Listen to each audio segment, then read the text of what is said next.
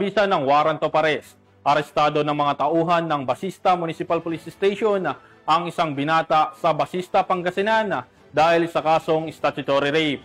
Nakatutok dyan sa balita si Police Master Sergeant Marvin Jake Romero.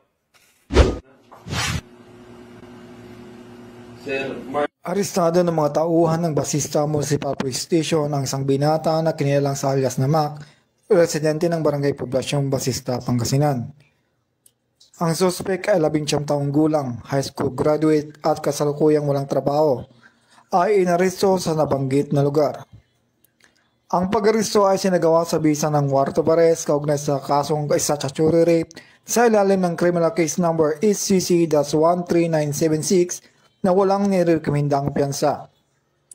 Matapos ang operasyon, isinalalim ang suspek sa medikal na pagsusuri sa Bayambang District Hospital bago dinala sa himpilan ng pulisya para sa dokumentasyon na kakulang turnover sa korte. Mula dito sa Ilocos Region, ako ang iyong PNN correspondent, Police Master Sergeant Marvin J. Romero, alagad ng batas, taga-taguyod ng Balitang Pulis.